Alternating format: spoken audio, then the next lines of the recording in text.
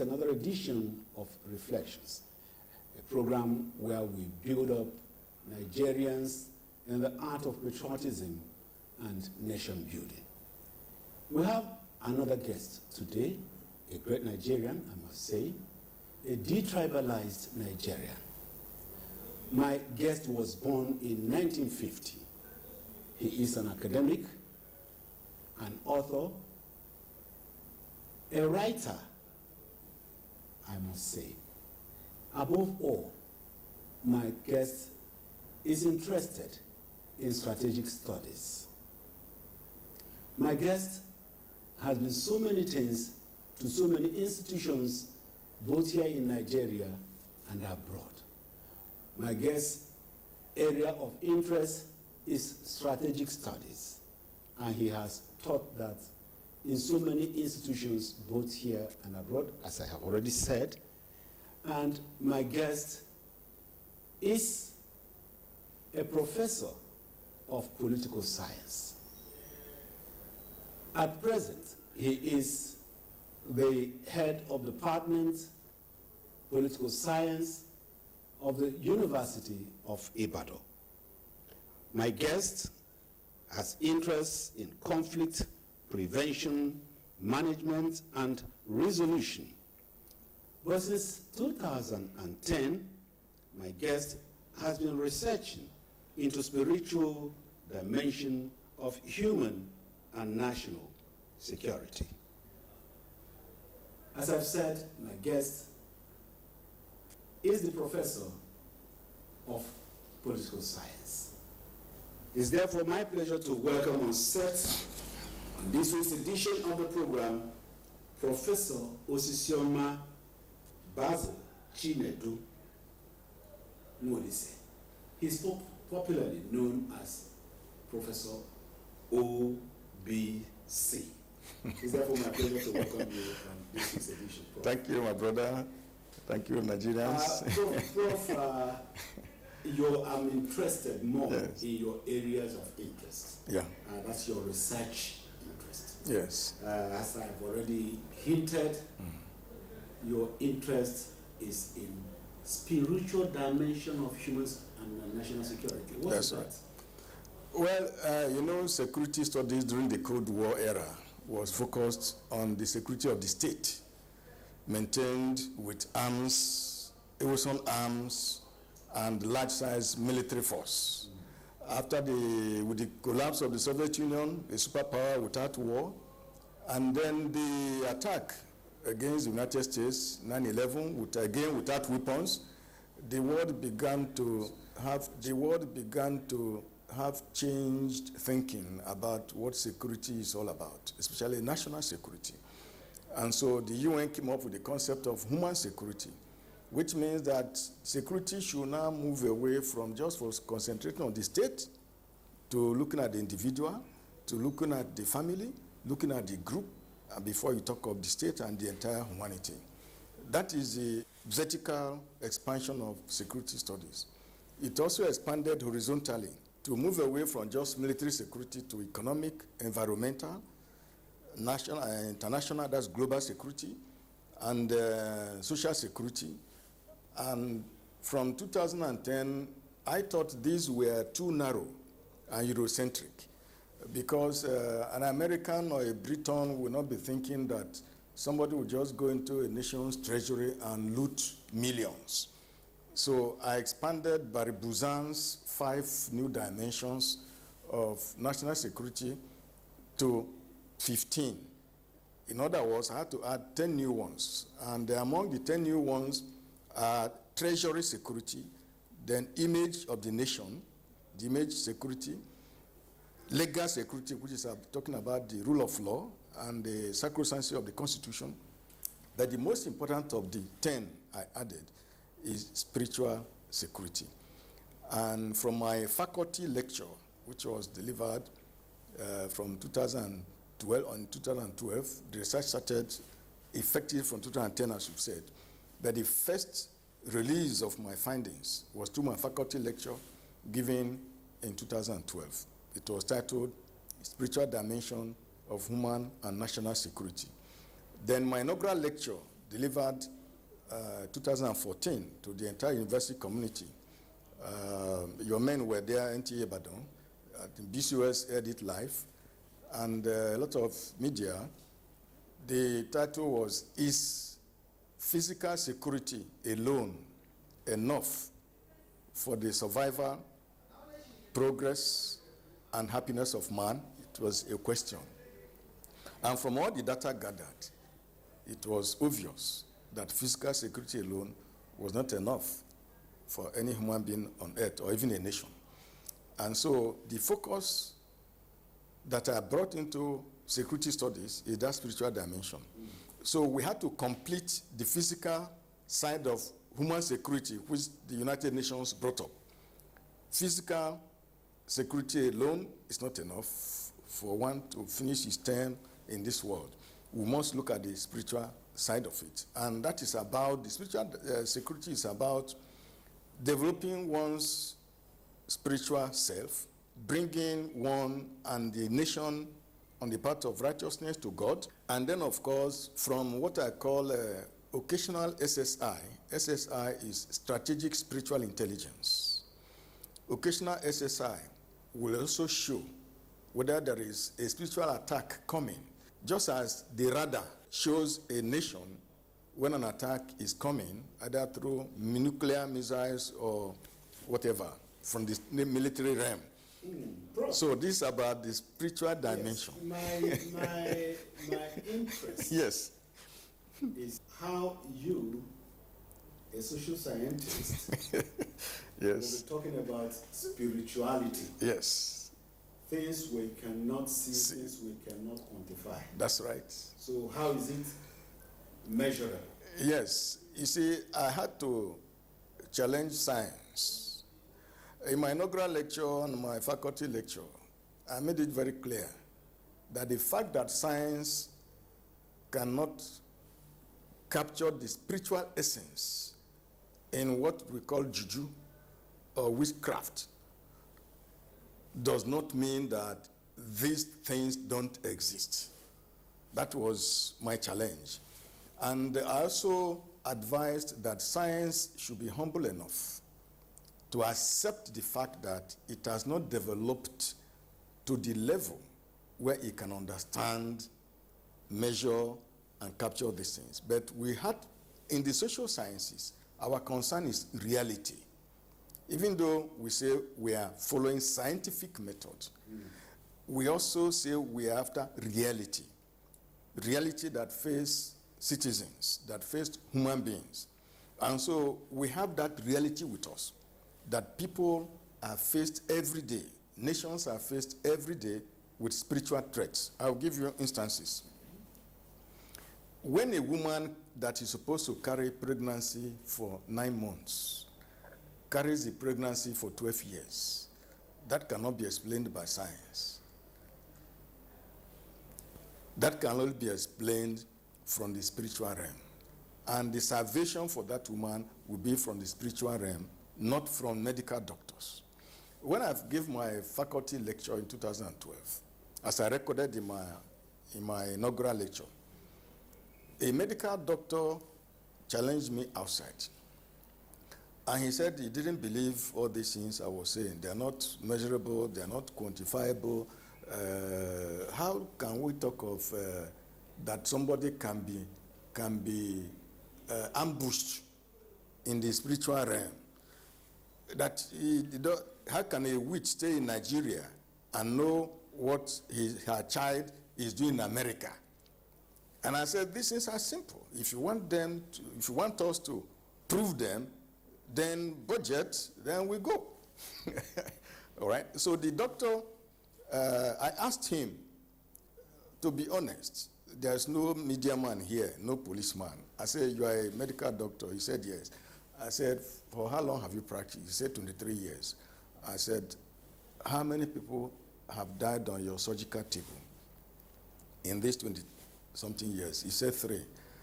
And I said, you took people who were alive, even though they were somehow sick. You took them alive from the ward to the surgical theater, and then instead of taking them home, you took them to the mortuary. And he said, that is what science cannot explain. I said, no. You don't need science here. I can tell you from here what has happened. And he said, what happened? I said, first of all, when you take somebody to your surgical table, you give him or her general anesthesia. If it's a comprehensive operation, you said yes. When you administer that general anesthesia, the person sleeps off. You said yes. And I said, if the person sleeps off, then his spirit or her spirit wanders away. And if that spirit is captured by an enemy, and the spirit cannot return to the body, when you finish your operation, that is clinical death. He said yes. I said, that is just one of it. And I told him that if the family of that person or that person himself or herself had carried out strategic spiritual intelligence, he would have known that the spirit would be ambushed during the operation. And they should have scattered that ambush before the surgery, or they would postpone the surgery. That was where he surrendered. Prof. Yes, sir. This is your thoughts. Yes, sir. Can they be captured and taught in school?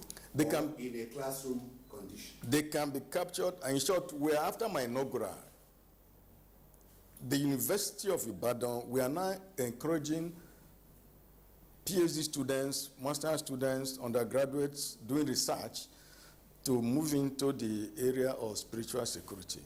You know, one good thing was that 2 weeks after my lecture, my inaugural lecture in 2014, it was February 20th, 2 weeks after the lecture, this soca problem broke out in Ibadan. I hope you remember, it was widely circulated in the media. A place was found where school children were murdered, where old people were chained, and a lot of skulls were found, bones were found, school bags of children were found, shoes were found, and the whole lecture I gave 2 weeks earlier now resurfaced again. Is there any difference between this spiritual security and witchcraft? Witchcraft is just an element of spiritual security studies. In my inaugural lecture, I listed about 23 threats, spiritual threats to human beings. There are trees around us that are inhabited by spirits. There are trees around us on which top meetings are held at night. There are possessed houses. There are houses that cannot be rented. People will go in, after a few weeks they will run away because there is something there. Either somebody died there and the spirit has not gone to rest and is scattering everywhere. At the Iju, you remember the Dana plane crash at Iju? Before that plane crash, there was free SSI, free strategic spiritual intelligence from some prophets. I remember Prophet Iginla in Abuja here. He said that there will be a plane crash. When a helicopter crashed, journalists went to ask him, is this the one you said? He said, no. The one I said will be a national calamity. Even Babalawos in Iju itself predicted something was coming, but they couldn't lay their hand on it. Now, why I raised that plane crash is that some weeks after the crash, all the residents around the site of crash could no longer sleep. They heard footsteps, there were knocks on doors, there were voices. You open door, you won't see anybody. And so all the traditional rulers, the obas, the chiefs around that area had to meet. And the SSI showed that what was happening is that the spirits of those who died sudden death in that crash were not resting peacefully, and so they had to be appeased. Let us move to national security. That's right. The one that we can see, because this spiritual thing is just... We can see it because when it happens, we see it. I But we cannot predict it We can. with scientific precision. I've just told you that Bishop Prophet Iginla. Yes, but he couldn't predict that this day to happen this day. Because nobody asked him.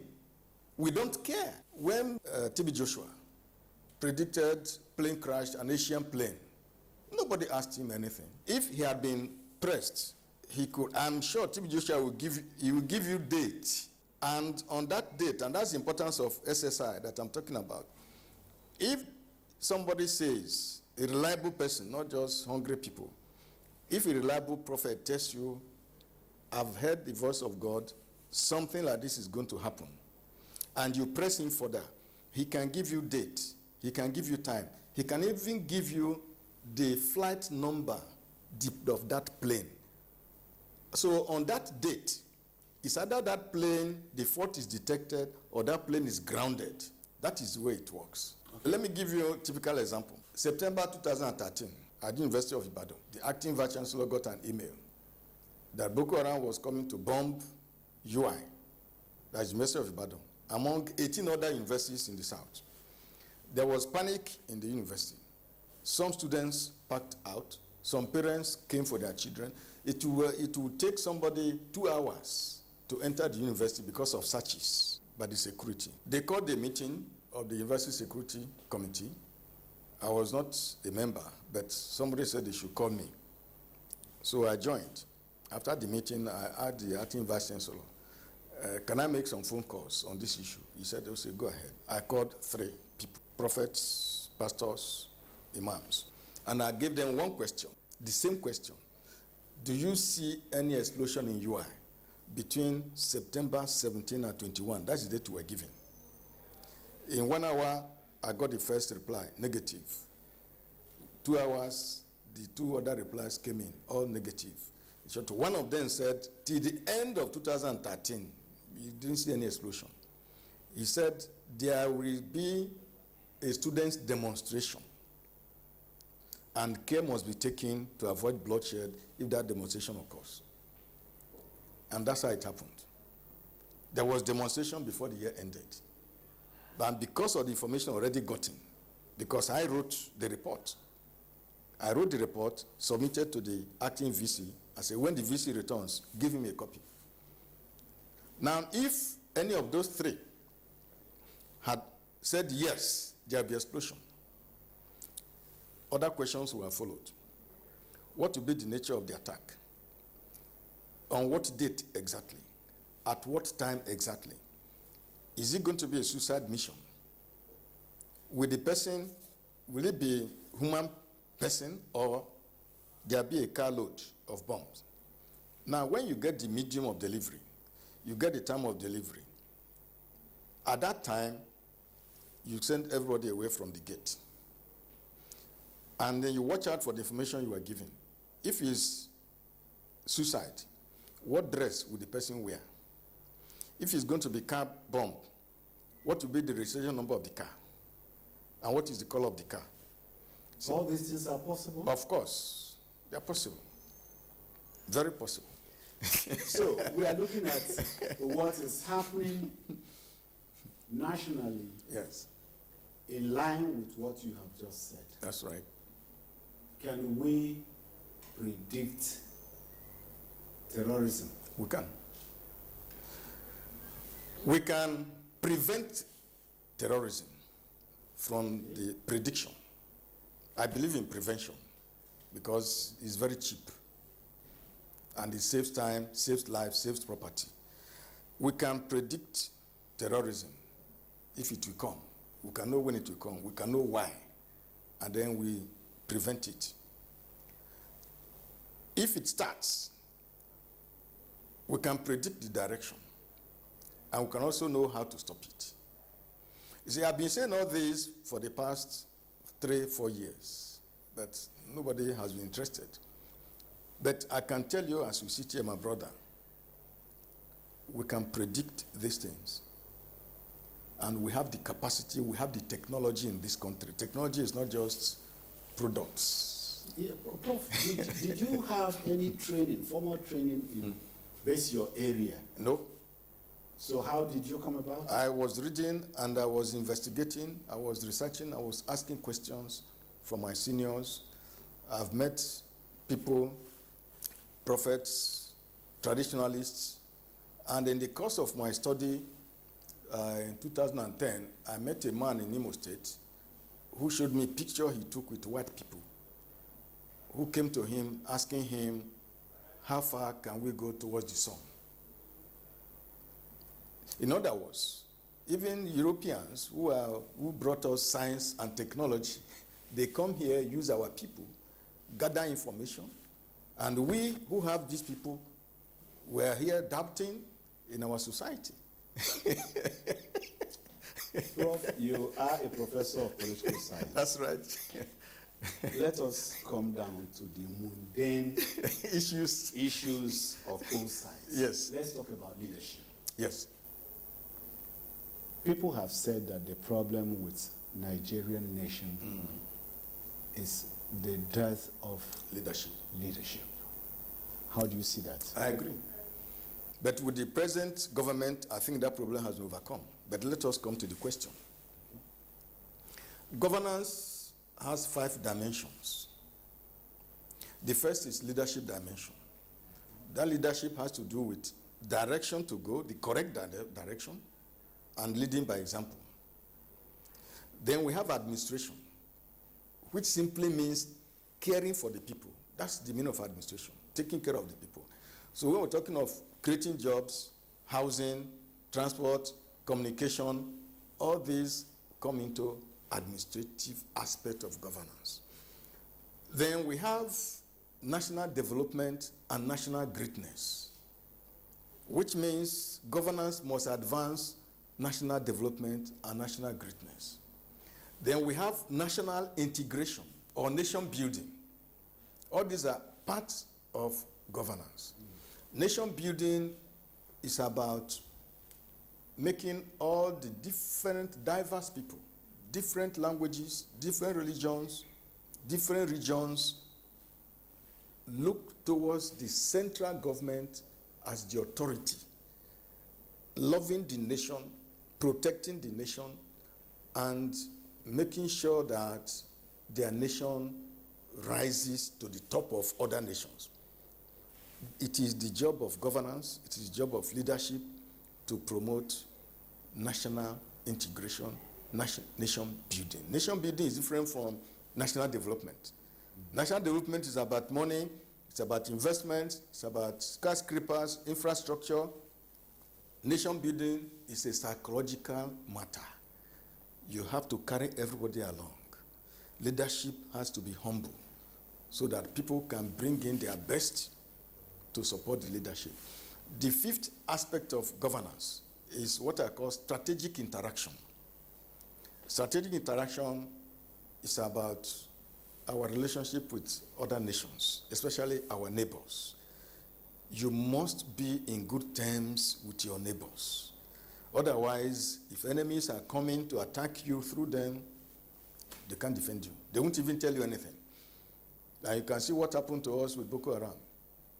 Even during the Civil War, it was the Civil War that taught us that our neighbors were important. But after the Civil War, we relaxed. So initially, with the fight against terrorism in the Northeast, you chase these people, they run into the other country. And since the other country is not capable of dealing with them in their own way, because you really need to give them the support. This is your war. Their own is to say, look, I won't disturb you, but don't disturb me. So they can easily pass through without disturbing anybody in the neighboring country. But when we push them, they run back. And these people will not fight them. Otherwise, they will fight back. But now, with the new dispensation, especially towards the tail end of the Jonathan administration, and right now, we are taking care of our neighbors.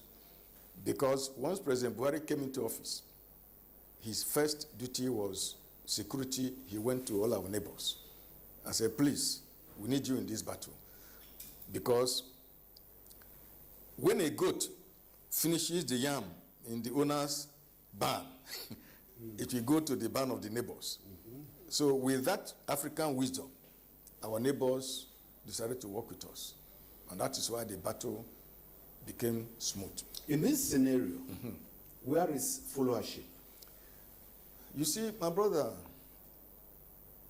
from the colonial times to up to the President Obasanjo era, government made Nigerians believe that security is government business. It was from the Obasanjo period that government began to say security is everybody's business. Even as at now, I have not seen the security training. The National Rotation Agency is supposed to be empowered to do that. The Ministry of Information is supposed to be empowered to do this. NTA, that is a nationwide, that has nationwide coverage, is supposed to be empowered to do this. There are supposed to be jingles, there are supposed to be talks or lectures at specific hours or periods. Every Nigerian will know there's going to be a talk on national security on NTA. If it is 8 to 9 before network, everybody will queue in.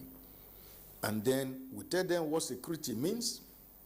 Now the concept, I was in the presidential panel that reviewed Nigeria's defense policy, and the concept of total defense, that is citizen participation,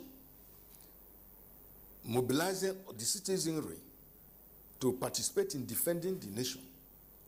That concept was embedded in the new policy. Unfortunately, the new government is coming in, they are still going to look about it. So what I'm saying in effect is that Nigerians have not been mobilized to understand that security is everybody's business. We have not trained our citizens to understand what security is all about. And that is why when this crisis started in the Northeast, it was difficult for the military to carry the citizens along. They didn't know, the citizens didn't know they have to provide information to the military. And that was a very big gap. It created a big gap and even created distrust for a while between the military and the citizens. But if we had mobilized everybody to say, look, the security of this nation is primary to your own existence. Because if an external force overruns Nigeria, you become a refugee elsewhere, or you become a slave in your fatherland. So by the time we put all these into people's minds, then they will understand that security is our business. In this country today, sir, if robbery is going on in that house, the next house, they will switch off their light and they start praying, it's not our portion. All right? Instead of calling police and say our neighbor is under siege, or mobilizing themselves to see how they can rescue their neighbor, everybody will switch off light and be praying, it's not our portion. That is, it's as bad as that. Well, viewers, if you have just joined in, the program is Reflections, and my guest on this week's edition is Professor O.B.C. He's the head of the Department of Political Science, University of Ibadan. We are looking at both strategic and non-strategic security. We've already discussed strategic security, spiritual security, and spiritual security. The program is still on. Don't go away. We'll be back in just a moment. See, I get one correct business for town. Adogo, which business be that now? Sure, you should be a Garabi. Yeah. He don't tell me, say, I think John for kidnapping business. Eh? You want job kidnapping business? Hey, boys! Johnny, talk.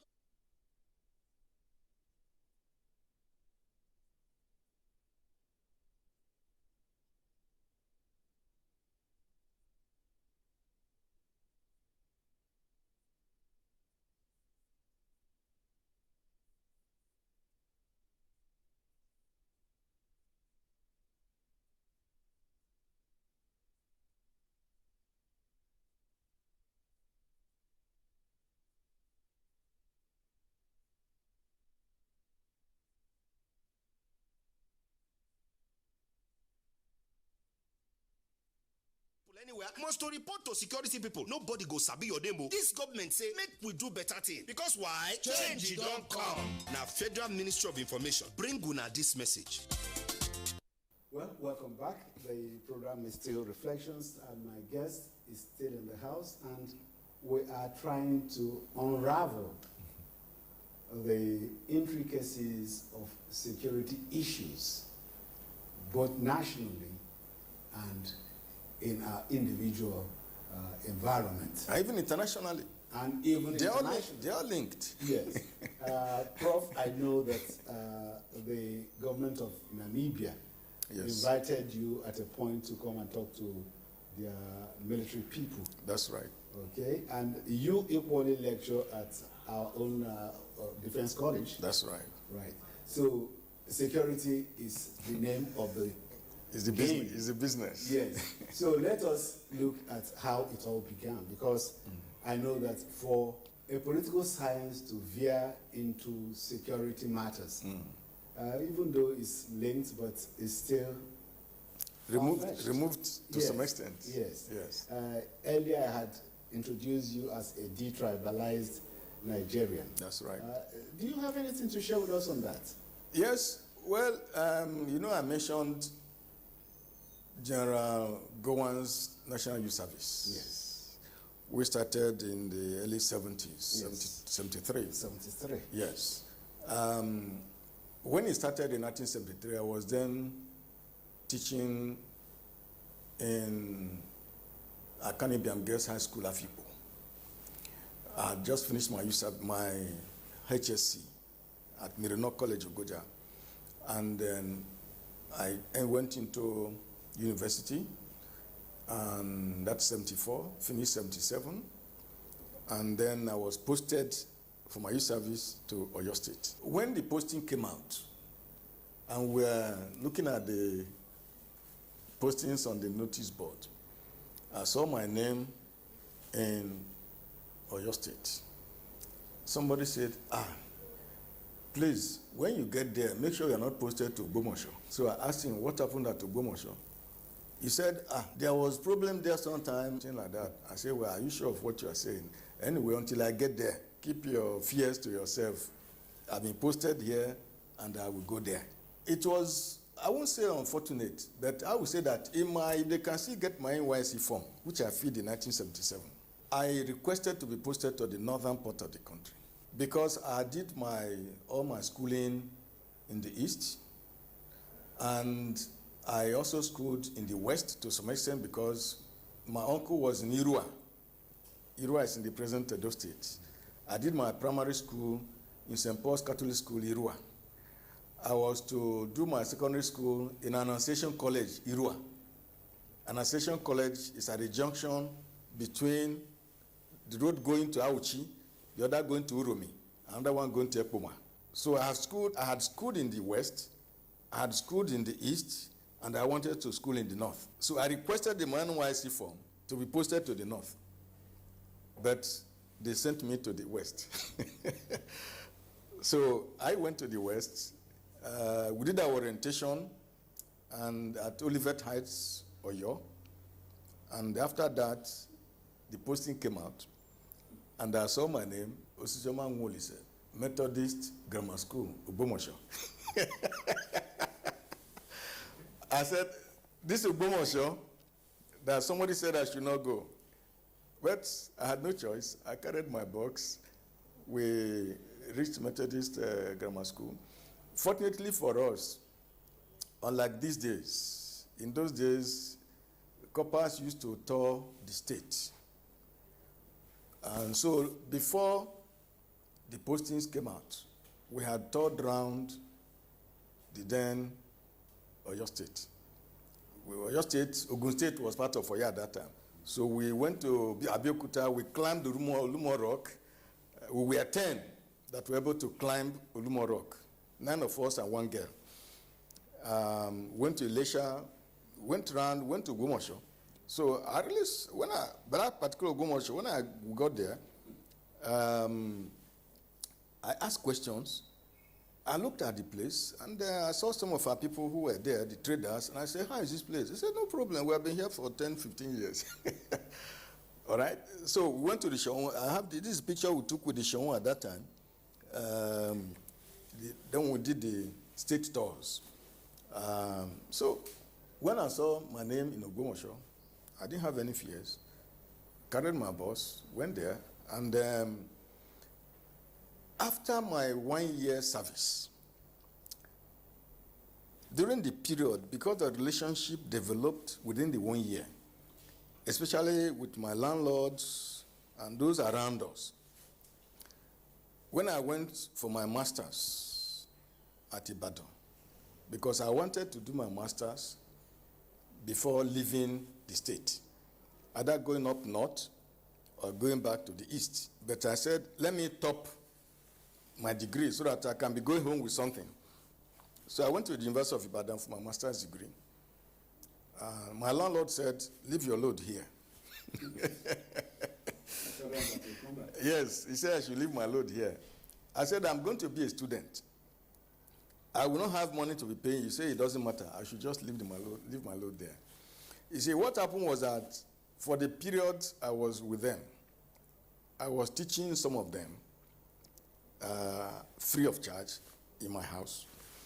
And then in the school, in Methodist Grammar School, I established what I call the Green Club Association. We were beautifying the school, and after closing hours, the members will go home, eat, refresh, and come back to the school. All right? So I was trying to inculcate in the young ones the spirit of selflessness, because we clean the school compound, bring stones, make pathways, paint them from our own pocket. We paint them white and black, and so the school looked very beautiful.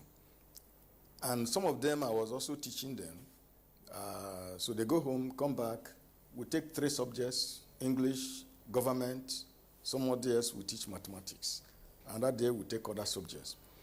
And actually some of the students, the bright ones, left the school in class 4, after class 4. They took entrance to universities and succeeded. So one of them became a medical doctor who was in the club. Another one was a pharmacist. So 2 of them got married. The boy is a doctor, and the girl, a pharmacist.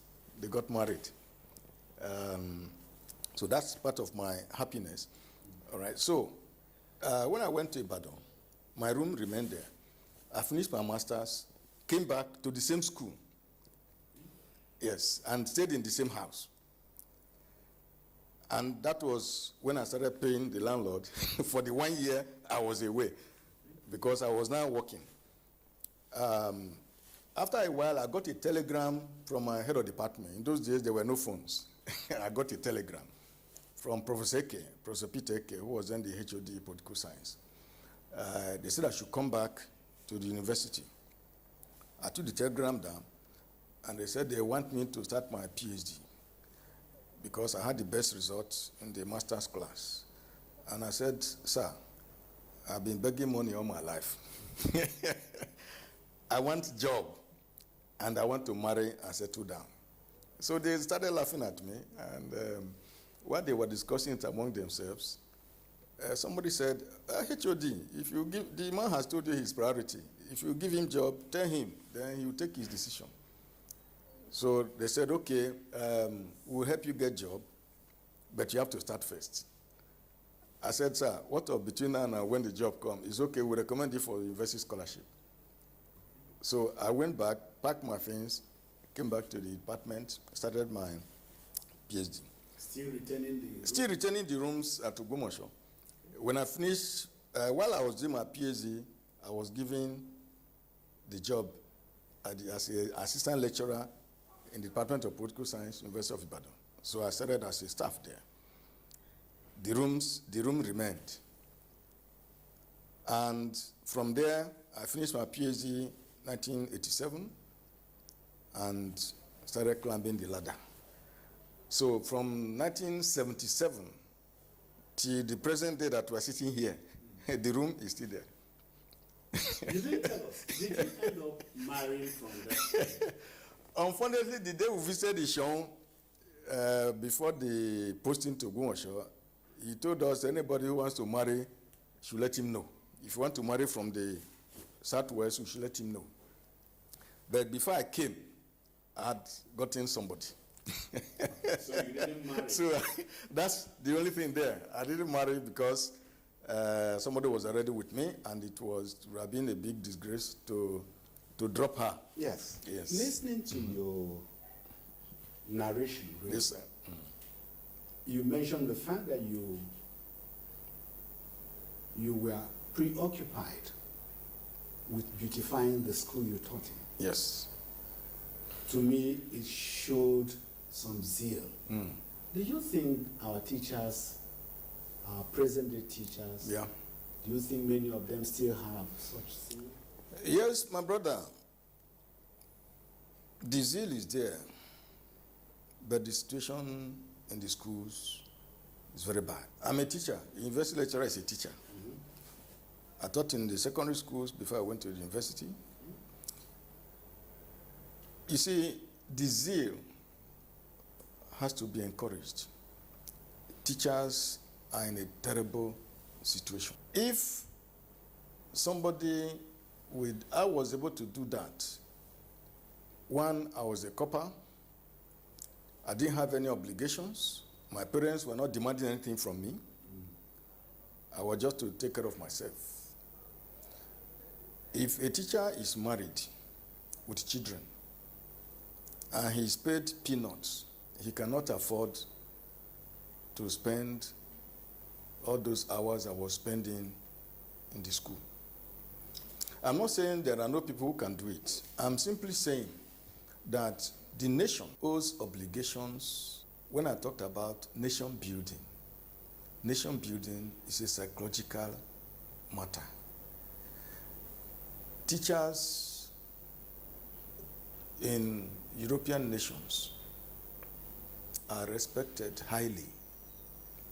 In some nations, teachers are among the highest paid. In Africa, in our fatherland, teachers are not recognized. In some of my public lectures, I had stated that to me, it seems it is a course, C-U-R-O-S-E, to be educated in Nigeria. And that is why we have many of our people outside the country. I believe the new government under President Buhari understands the situation, and a lot will be done to change the situation. We have many patriotic teachers, I can tell you that. In the place I stayed for 13 years at the University of Ibadan, there are 6 flats in the building. 3 people left on sabbatical. They didn't come back because of the situation of things in the country. You remember the ASU strike of 1996. The battle cry was, our take-home pay cannot take us home. So there are numerous patriotic teachers in this nation, but Prof. that patriotism has to be fertilized. Prof. Yes, my brother. when you mentioned your beautification, Yes, you didn't tell us that the school was paying you anything. yes, Rather, both yourself and my students. Yes, they were eager. You were all eager to beautify the school. That's right. And you mentioned the fact that 2 of them got married later on in life. That's right.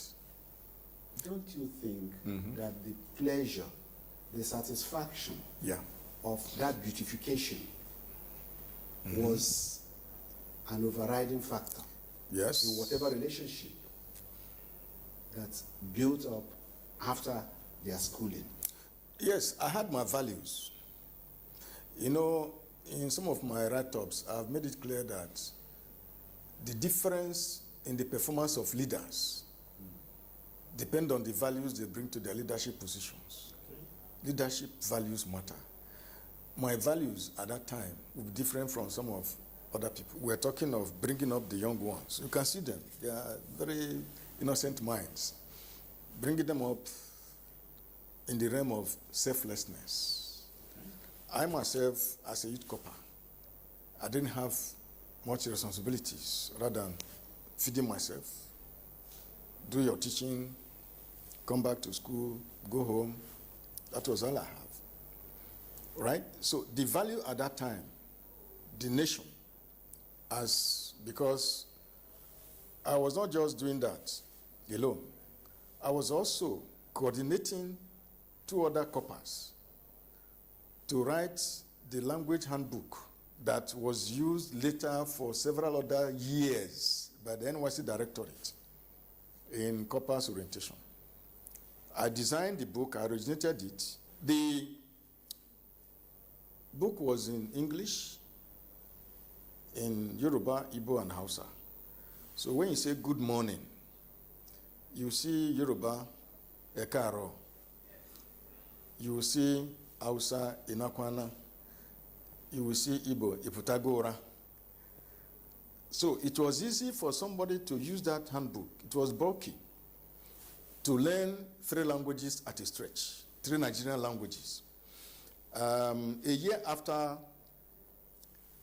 the NYC Directorate organized a workshop on that language handbook and decided to produce little pamphlets on 13 Nigerian languages, which were used in orientation camps for over 10 years. I don't know whether they are still using it now.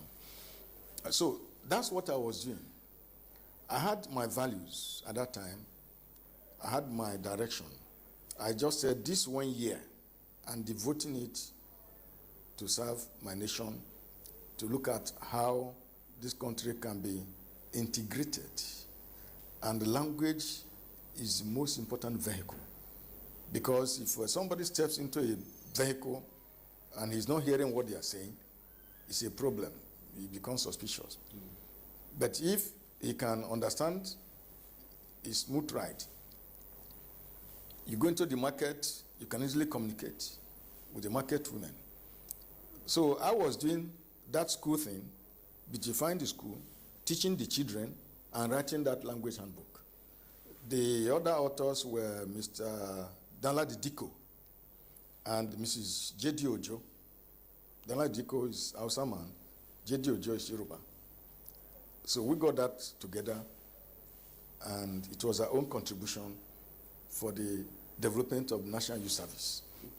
Prof, these days, young people think of their state of origin. They don't want to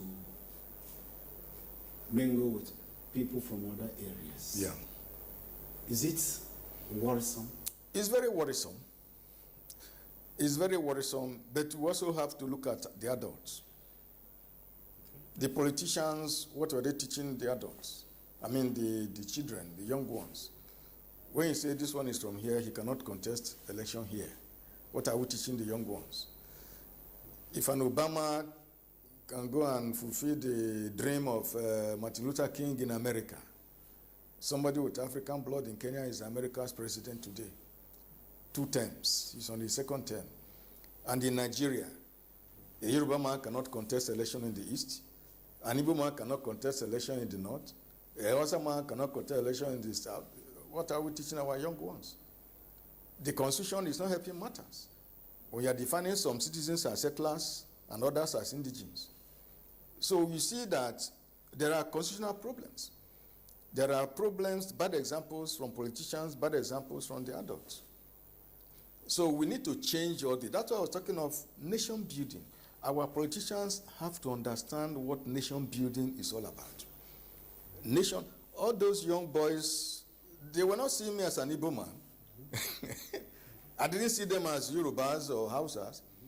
When we came to the school, some of us who didn't go home, we would buy food there, and at times the students will buy, all of us will eat from the same plate. Nobody was saying this is Yoruba, this from the north or the... No. We're all working together, all of us. And so the adults, the politicians themselves, the political leaders, need to understand what nation building is all about. We have not really started. Apart from the efforts of General Yakubu Gowon, now he has added Nigeria Praise, which is a very good thing. It's part of the spiritual security we're talking about. He's teaching the young ones, it's not just walking, you have to pray. All right? So that's also part of national integration that he has added to the youth service corps that he started. All right? So our politicians need to understand, particularly political leaders, that nation building is different from national development. Nation building is a psychological matter. You have to carry everybody along without saying this is from here and that from there.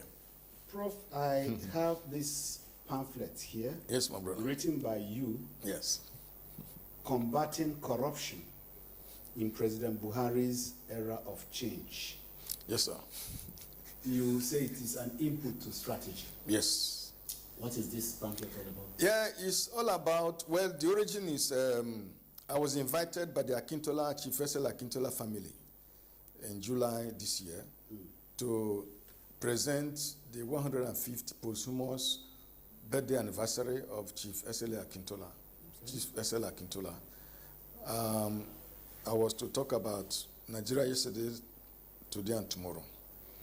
And so that today and tomorrow coincided with the real battle on ground. The two major battles Nigeria has today is corruption and Boko Haram. Insecurity and corruption. Those two are holding us down. Right? The security one already is being handled by Mr. President. The corruption one is one he is yet to come out with a strategy for. He has gotten the battle cry right from the election period that he was coming to combat corruption, and we all know him for that. We know his history, we know his pedigree, we know he's honest, we know he's a patriot, but there must be a strategy. That strategy or blueprint has not come out. So what I've tried to do here is to say, look, we need a strategy that will divide this anti-corruption war into 4 phases. Okay. Phase 1 is where people will be told what corruption means. Corruption is not only stealing money. The petrol seller or the petrol man who adjusts his petrol pump price, that's corruption. The woman in the market who is selling pomade, that at least half of the bottle as pomade, custard. Half of the bottle down is custard. Half up is the real pomade. That's also corruption. So that is even more dangerous. So we need to define what corruption means. And then we need to give a period of amnesty for those who looted our treasuries to return our money. Okay.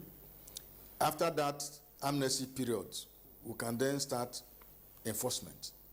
So the first phase is for education, enlightenment, so that people will understand that they need to start questioning the sources of people's wealth instead of going to beg for their own share. Because there was one of my lecturers at Nsukka who was under the government of Ukwa in those days, may he so rest in peace.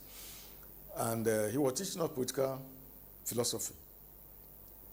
And he said, when he stepped down as commissioner in Ukwa government, and he was driving home, his people blocked the road to his house.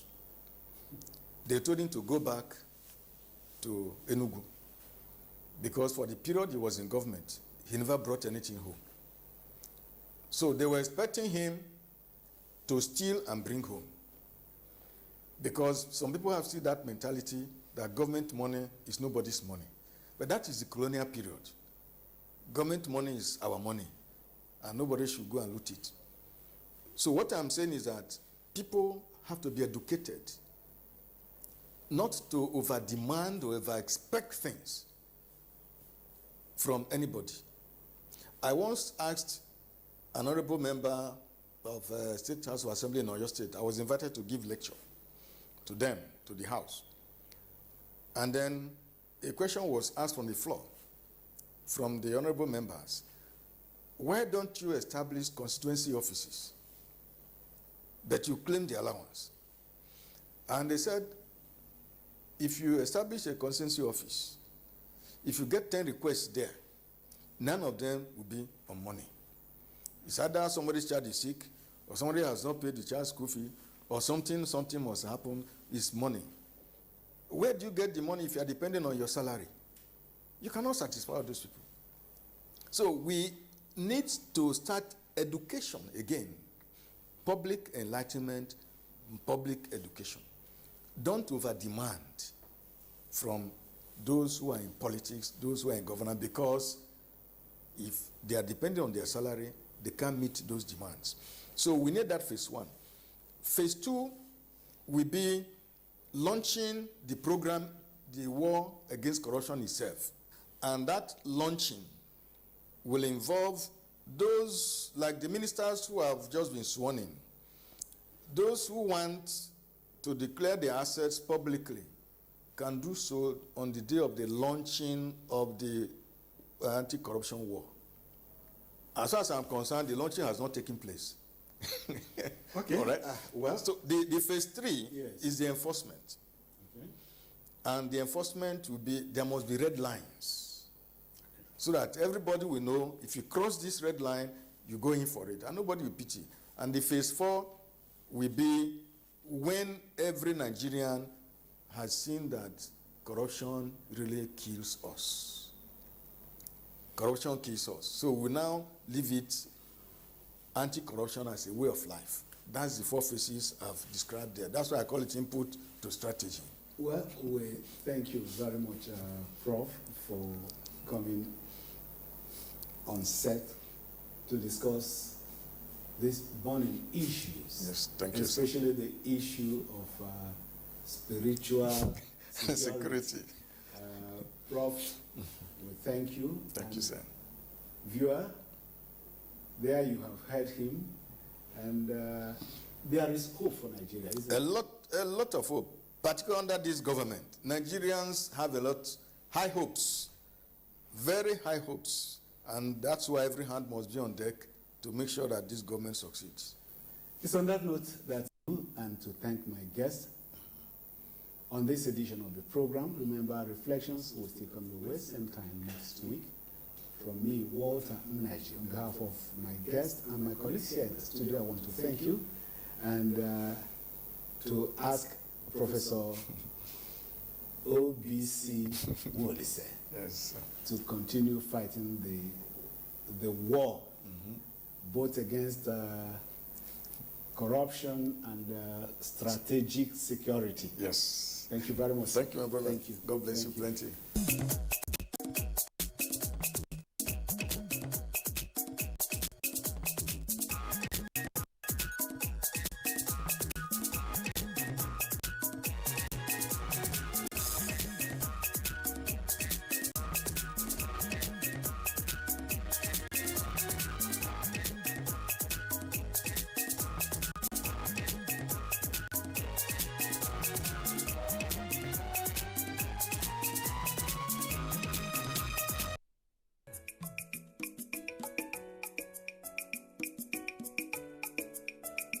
Our programs are getting better and fresher.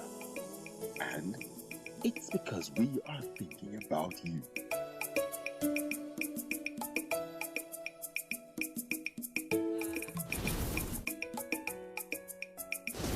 NTA, it's all about you.